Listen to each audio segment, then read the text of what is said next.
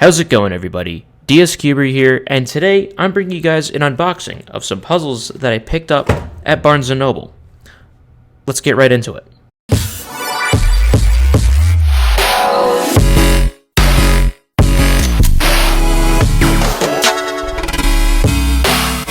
first puzzle that I'm going to be unboxing for you guys is the brand new Rubik's SpeedCube. So, I've seen this several times, and I've always been curious about it. So, the Rubik's brand has done several product redesigns since the, I think it was like around 2015 or 2016. They got rid of the stickers on the traditional Rubik's Cube and replaced it with tiles. And people thought that when that puzzle was released, it was going to be significantly better than the stock Rubik's brand from years ago.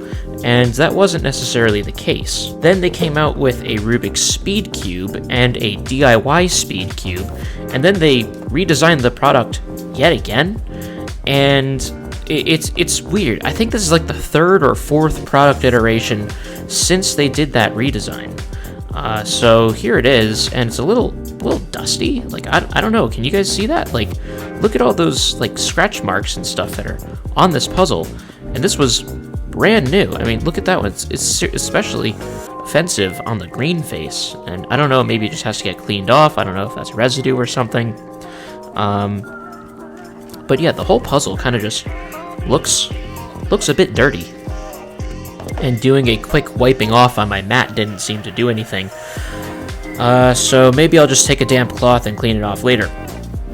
But looking at this puzzle, it is all smooth tiles, and they are very flush with the surface, with some exceptions. Like, you can see this orange one kind of protrudes a little bit, but the rest of them, for the most part, are very flush. So the reason this is the SpeedCube is because you can actually pop off the center tiles, and for the first time ever, adjust the tensions on a Rubik's brand puzzle. So I'm pretty excited to see how this thing turns. I've never actually used a Rubik's SpeedCube before. You can see that it has the kind of wing-shaped kind of intersection at the corners, edges, and centers that are more reminiscent of a traditional SpeedCube of the modern era. So let's see how this thing turns.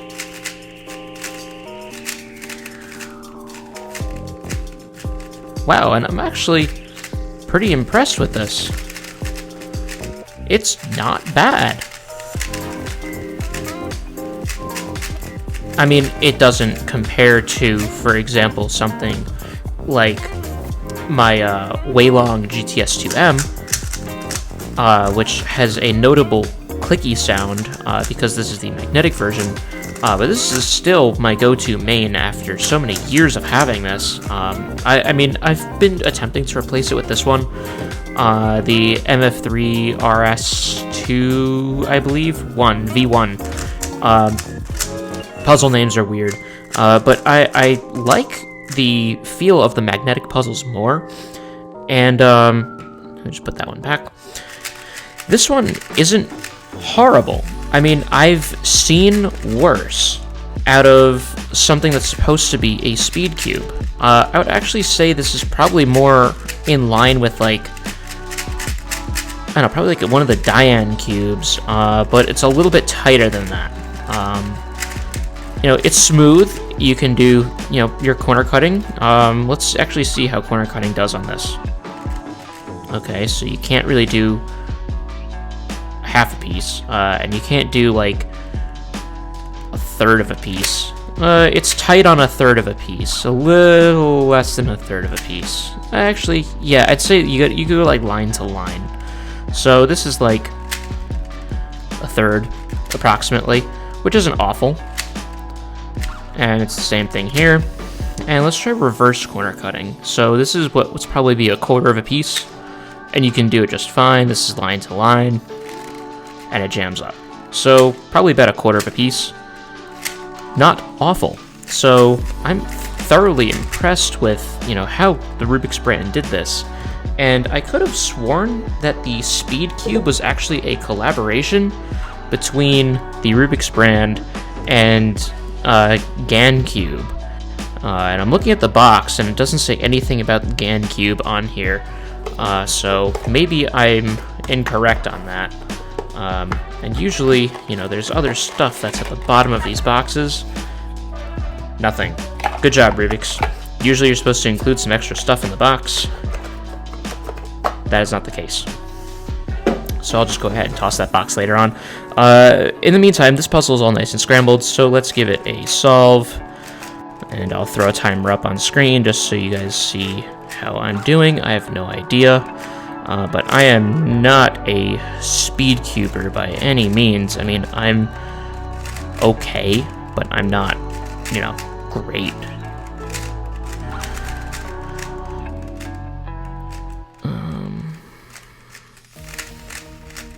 Get that green pair. Here we go.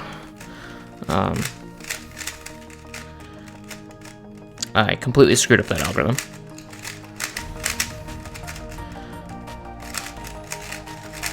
And I don't know most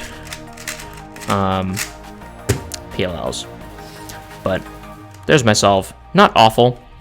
It wouldn't be a main or anything. I am curious at seeing what the mech looks like, though. So that core is very tight, and I don't anticipate this thing popping ever. So good on the Rubik's brand for actually making a core that's really nice and stable, though usually that's never been a problem of theirs. I mean, the puzzles are always very tight. But this thing definitely looks like a pretty solid speed cube. So if you look at these three pieces that I pulled out, let's try and get these things realigned. You guys can see that it has kind of like that double foot action going on. So you have the main torpedo and then this like secondary torpedo that's underneath it. And it's supposed to kind of act as a double catch to prevent the corner pieces from popping out. And with the tensions at their default, it is a very tight puzzle. It was not popping out at all. So good on the Rubik's brand for making a 3x3 that's actually halfway decent. I know it doesn't compare to other 3x3s on the market, but I mean, it's not awful. And hang on a second. It's magnetic. Oh my god. I was actually going to suggest that maybe what I could do is mod this to have magnets in it. But I guess I don't have to do that because they already did that for me. Though I would imagine it would be more difficult to do a magnet mod to this because it looks like the posts are screwed into the QB base. But yeah, I can even, like you could see, the screwdriver sticks to the cubies. Magnets are right here, so that's pretty cool. That's you know, the more you learn, the more you know. So, you know, after learning that this thing actually has magnets in it, I do have to say, I mean, I don't want to say it makes it better, but actually, yeah, now that I think about it, like I can actually feel the magnets very, very slightly. It does snap back into place, but it's subtle. It's almost too subtle. It needs to be stronger magnets. So if anyone from the Rubik's brand is watching this video, for starters, good job on making a decent speed cube. I hope you guys continue to try and make good speed cubes, because the Rubik's brand should be at the forefront of the speed cubing community. But as a design note going forward, I would like to see the option to have stronger magnets in this. Though maybe if I were to, you know, take the cube apart myself and do that, then, you know, I'd have that option. But to the everyday consumer who just wants a puzzle that's right out of the box, maybe someone who doesn't really know, or someone who's just getting started, the stronger magnets should be like an option. So maybe sell one that's like a weaker version and then a stronger version, and then you can have people pick and choose, and you can just buy one or the other or both and see which one you like better. But yeah, that's the Rubik's Speed Cube, so we'll set that aside and get started on our next puzzle, which is the 4x4. So yeah, sorry about that, my camera just cut out because apparently I was running low on camera storage on my iPhone, so I guess I'll try and make this segment quick. I just cleared up some stuff. But as I was saying, similar to the rest of the Rubik's product lineup, back I'd say about 4 or 5 years ago, everything kind of got a product redesign, and they replaced everything that was stickered with with tiles, and that's been kind of the design trend moving forward. And I found this Rubik's 4x4 also at Barnes & Noble, and according to the box, it's just the Rubik's Master, and it doesn't say anything about it being a speed cube.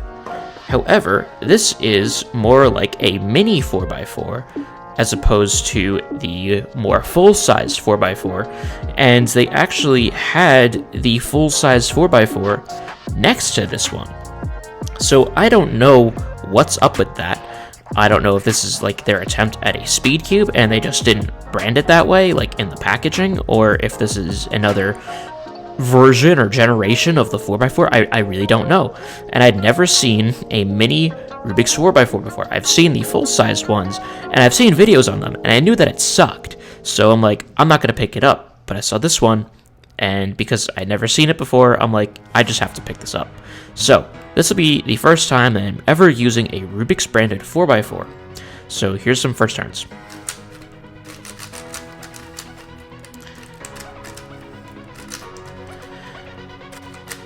And it's pretty stiff, but nothing that a little bit of lubricant can't fix and a little bit of tension adjustment can't fix.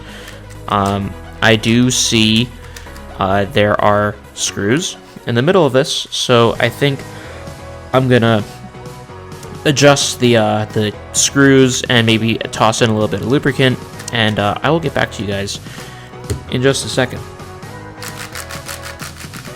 Oh yeah, that is making this so much better.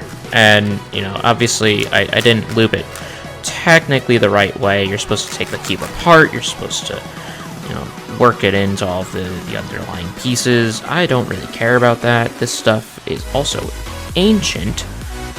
Big Maru lube. I've had that since like 2012.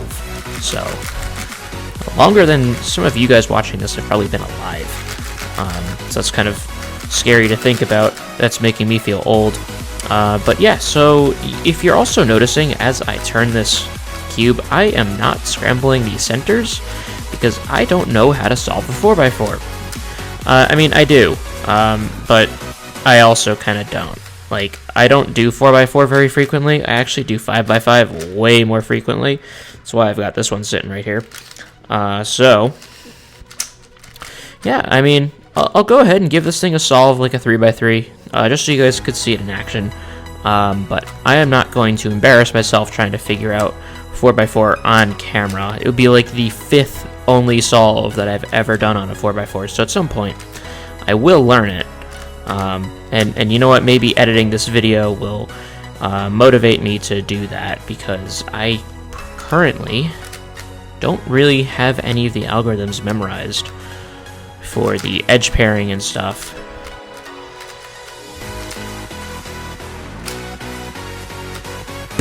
There we go. Perm to finish the whole thing off. So yeah, I'll play around with this a little bit. I'll work the lubrication in. Again, 4x4 is really not my thing, but it's not a bad 4x4, and I'm honestly really surprised because I know that the other 4x4 is terrible that the Rubik's brand makes. So far, this video is 2 for 2 on decent products from the Rubik's line.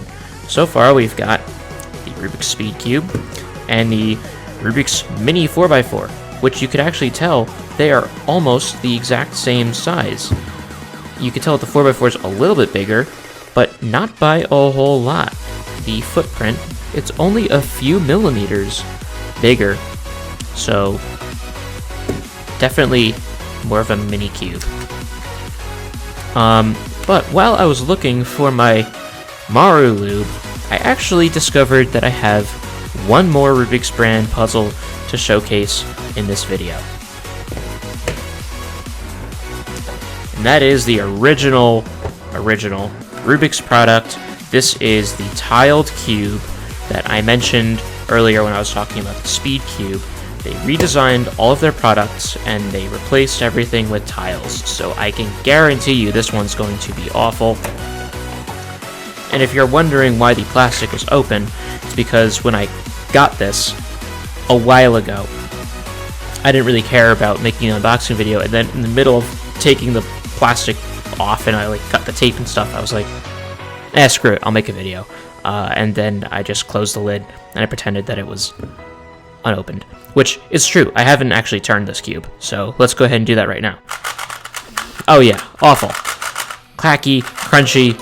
I can already tell it's not going to be able to corner cut at all. Yep, not line to line. Just under, or just about a quarter, and that's even a struggle. Edge to line to line on reverse corner cutting, got nothing. At what would probably be a quarter of a piece, got nothing. At probably an eighth of a piece. Yeah, so that's your corner cutting for the traditional non-speed Rubik's Cube.